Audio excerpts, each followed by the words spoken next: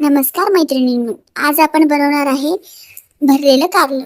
त्यासाठी आपण काय केलं की कढईमध्ये पाणी टाकलं, मीठ टाकलं आणि त्यात हे जे मी छान असे कारले थोडे जाडे जाडे चिरले होते आणि त्यातल्या आतमधल्या जेवढ्या बिया आहे तेवढ्या मी चम्मचनी काढून टाकल्या. आणि मग ते गरम पाणी झालेलं होतं. गरम पाण्यामध्ये ते उकळलं. पहा किती छान पद्धतीने उकळलं. उकडायचं असं आहे की आपल्याला खूप जास्त गलगल आपल्याला कारलं करायचं नाही आहे. कारल्यातून हळूच आपली सुरी किंवा मग तो चाकू जायला हवा.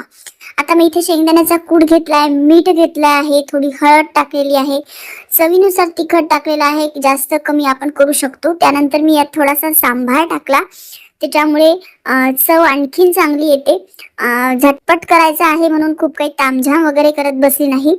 आता छान हे सगळे कारले आपण भरून घेणार आहोत.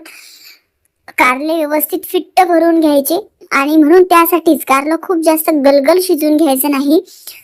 छान व्यवस्थित शिजलं गेलं पाहिजे, याकडे आपल्याला कटाक्षाने लक्ष द्यायचं आहे.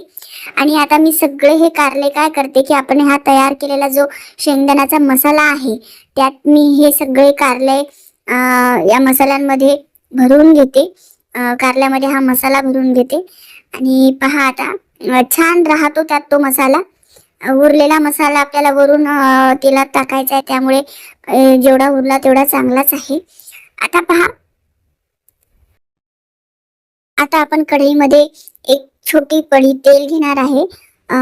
थोडं कमीच तेल वापरते मी प्रत्येक भाज्यांमध्ये. तेल छान तापलं गेलं की मग त्यात आपण लसूण आणि जिऱ्याची पेस्ट टाकूया आणि ते होऊ देऊ.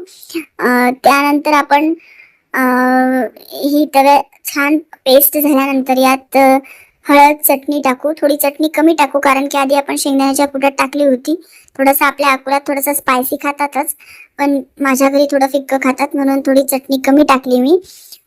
त्यानंतर आता आपल्याला काय करायचे, जे आपण कारले भरून घेतलेले होते ते सगळे कारले या तेलामध्ये मी टाकणार आहेत. आणि पहिले तर मी हातानेच फिरवते, सहज शक्य आहे. नंतर मग मात्र आपण चम्मचच्या साहाय्याने त्याला फिरवू शकतो. खूप कारले गरम व्हायला लागले की कारल्याला छान इकडून तिकडून असं पलटून घ्यायचं. छान शिजू द्यायचे. कमी तेलात ही भाजी खूप छान होते. तेल जास्त वापरलं तर चांगलीच लागते, पण थोडं कमीच तेल खाल्लेलंच आपल्या शरीरासाठी खूप चांगलं. त्यामुळे आता हे सगळे कारले मी परतून घेणार आहे छान पद्धतीने. असं चम्मचच्या साहाय्याने आपण फिरवू शकतो, ते तर तुम्हाला माहितीच आहे. आणि थोडं तेल अगदीच कमी पडलं होतं म्हणून मी थोडं अजून त्यात थोडंसं टाकलं. म्हणजे पूर्ण भाजी मी एका पळी तेलामध्येच केलेली आहे. पहा, सुंदर अशी भाजी झालेली आहे. ही भाजी जी आहे ती गरम गरम पोळी सोबत खाल्ली की खूप छान लागतं. आणि कारलं अशा पद्धतीने केल्यानंतर कडू होत नाही. यात तुम्ही गुळही टाकू शकता.